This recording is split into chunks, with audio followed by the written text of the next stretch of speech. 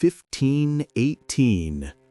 Strasbourg, a city on the edge of the Holy Roman Empire. The heat was oppressive. The air was thick with the scent of poverty and fear. But on a narrow street, a single woman took a step, and she couldn't stop.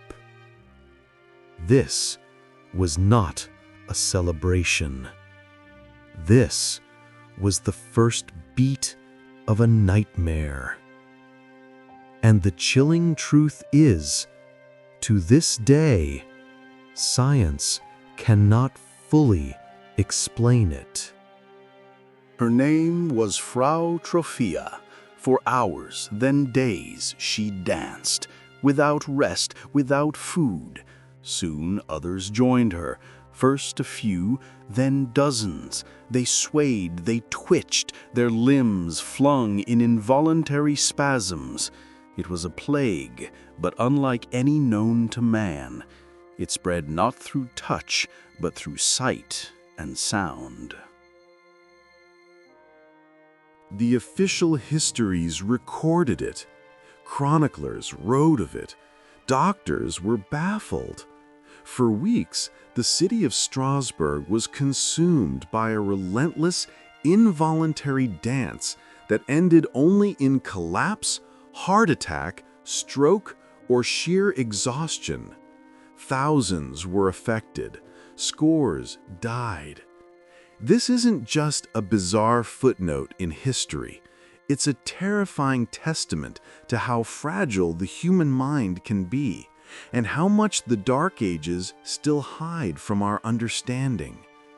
What truly happened in the summer of 1518 was worse than you can imagine. The dancers became a spectacle of horror. Their feet were raw and bleeding. Their eyes were vacant, fixed.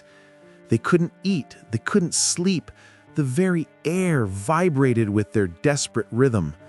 Some were heard to cry out for help or to confess sins, but the dance was a master they could not defy. The sheer exhaustion was a slow, agonizing form of torture.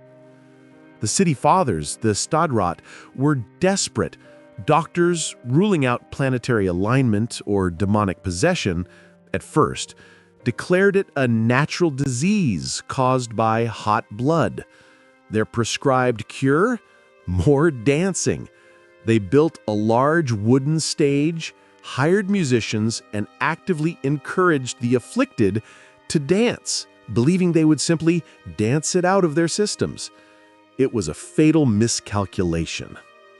Instead of healing, the dance became a mass grave. Up to 15 people a day died from heart attack, stroke, or sheer exhaustion. The streets of Strasbourg became a macabre ballroom, a procession of the living dead. The officials eventually recognized their error, prohibiting public dancing and trying to move the sick to shrines. But the damage was done. Devil's influence. For centuries, the most common explanation was clear. Demonic possession or a curse from Saint Vitus, a patron saint believed to punish with involuntary dancing. This was a world steeped in supernatural belief. But even in 1518, some doctors looked beyond the divine. The fungus among us.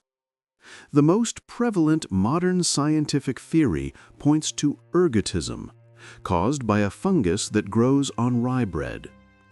Ergot poisoning is known to cause convulsions, muscle spasms, hallucinations, and a burning sensation.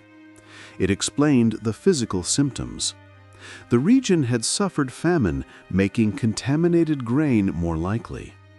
The mind's darkest dance.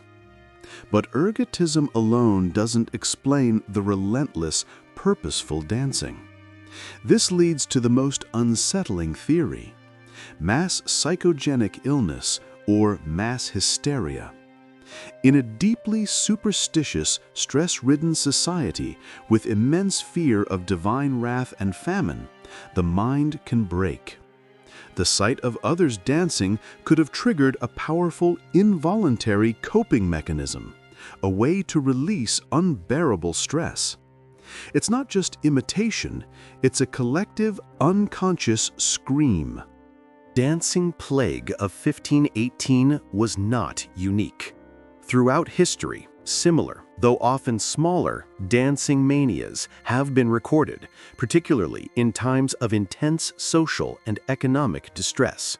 From the Tarantism of Italy to the children's crusades that dissolved into chaotic marches, the human mind, when pushed to its limits, can manifest its suffering in terrifying, collective ways. 5 centuries later, the dancing plague of 1518 remains largely unsolved.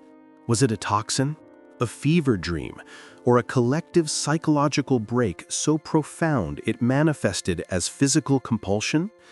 The lack of definitive answers makes it all the more chilling.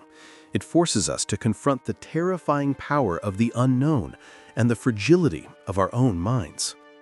The dance ended. The people of Strasbourg slowly returned to their lives, trying to forget the summer of madness. But the memory, etched into historical records and into the very cobblestones of the city, remains a silent question, a chilling possibility. What collective dance are we unknowingly part of today? And if the music started, could we truly stop?